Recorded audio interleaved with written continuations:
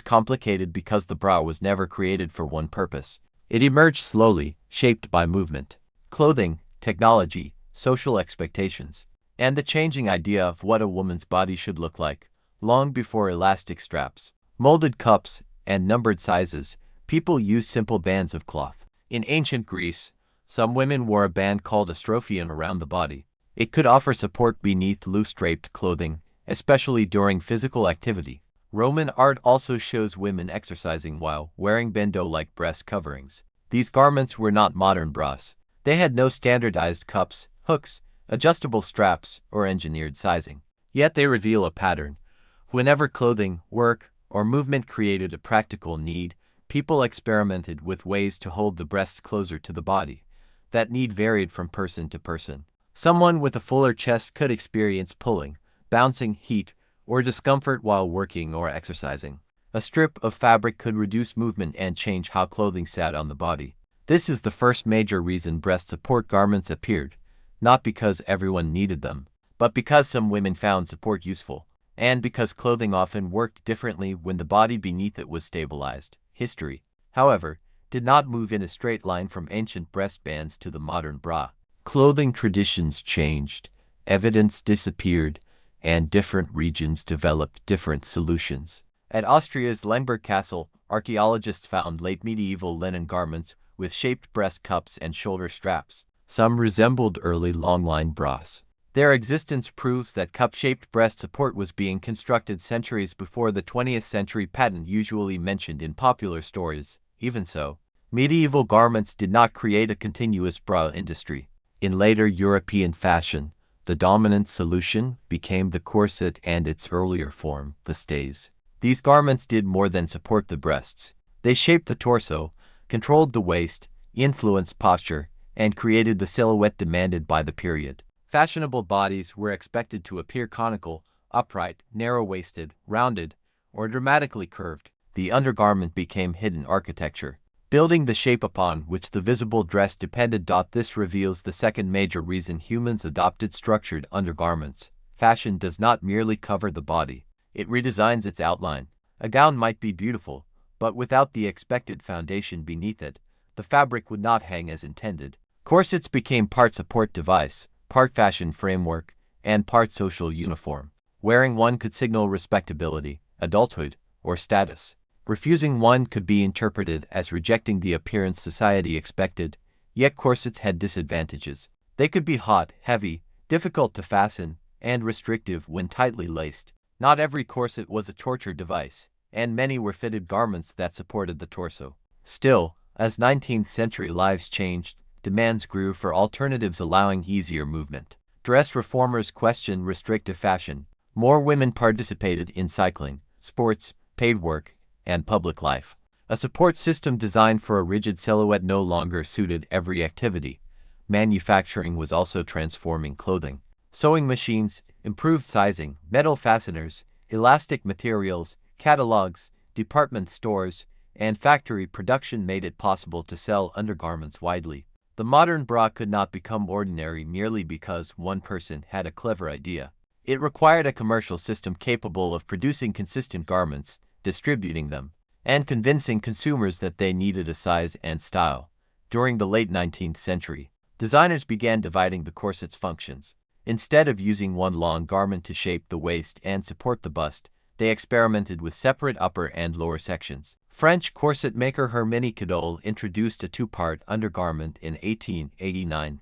Its upper portion supported the breasts from the shoulders, while the lower portion shaped the waist. Early versions remained connected to corsetry, but the concept pointed toward a crucial change. The breasts could be supported independently from the waist.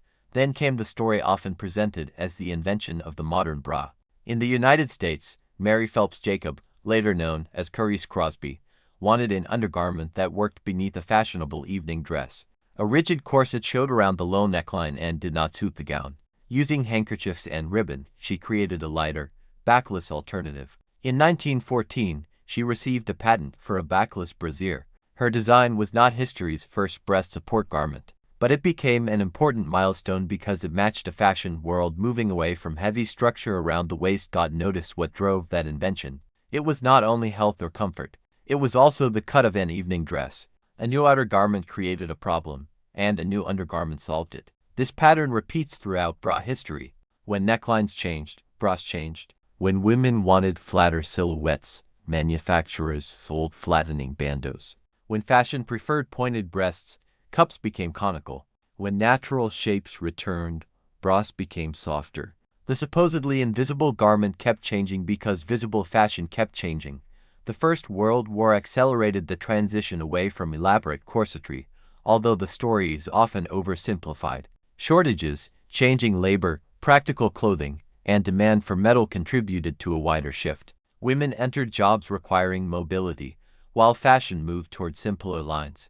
By the 1920s, the ideal figure was often slim and relatively flat-chested. Many bras were soft bandeaux designed less to lift than to reduce visible projection beneath straight flapper dresses. In the 1930s, construction became more standardized and sophisticated. Manufacturers refined cup shapes, sizing systems, adjustable features, and materials.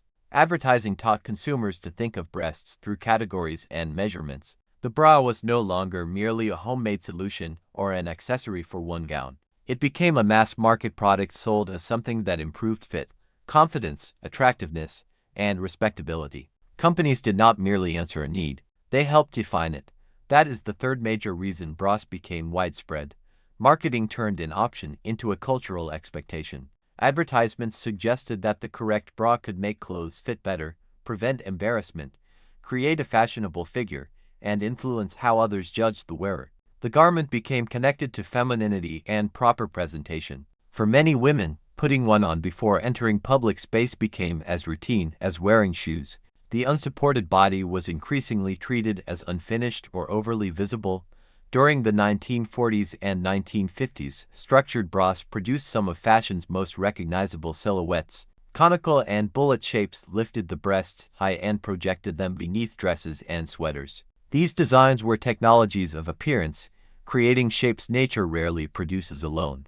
Pin-up culture, cinema, advertising, and celebrity fashion helped turn the bra into both a private necessity and a public symbol of sexuality. By the 1960s and 1970s, that symbolism created resistance. Some women rejected bras because they associated them with restrictive beauty standards and pressure to reshape the female body. The famous image of feminists burning bras is largely a myth. Protests more often involved discarding items associated with imposed femininity. Still, the argument was real. Was the bra a tool of comfort and choice, or a uniform demanded by society? The answer depended on the wearer. Another branch of bra history focused on movement rather than appearance. As women participated more openly in athletics, ordinary bras often failed to control motion comfortably. The modern sports bra emerged in the 1970s from experiments prioritizing function and reducing movement during exercise. This returned the garment to one of its oldest purposes, helping the body move. Today's designs use engineered fabrics to manage stretch, sweat, friction, and impact. So, why did humans start wearing bras? There is no single answer. Some wore breast bands to reduce movement. Some needed support during work or sport. Some wanted clothing to fit a fashionable silhouette. Others followed rules of modesty or respectability. People have used bras for enhancement, concealment, comfort, confidence, or gender expression, and some wore them because society trained them to feel improperly dressed without one. The deeper history is not really about underwear.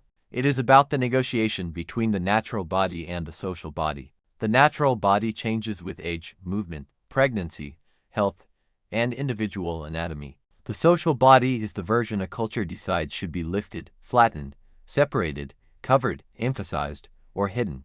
The bra sits directly between those realities. That is why its meaning has never remained fixed. For one person, it can be relief. For another, restriction. It can be protective equipment, fashion engineering, personal expression, commercial persuasion, or an unwanted obligation. Humans did not begin wearing bras because civilization suddenly discovered a perfect garment. Bras became common because generations kept redesigning support to solve new practical problems and satisfy new cultural expectations, and that may be the most surprising part. The bra looks simple, but hidden inside it is a long history of technology, work, beauty, business, freedom, pressure, and choice. The next time you see one, remember, you are not looking at a single invention. You are looking at thousands of years of humans deciding how the body should feel, how clothing should fit, and how a person should appear before the world. If you enjoyed uncovering the hidden history behind an everyday object, subscribe for more stories about the ordinary things that quietly shaped human life.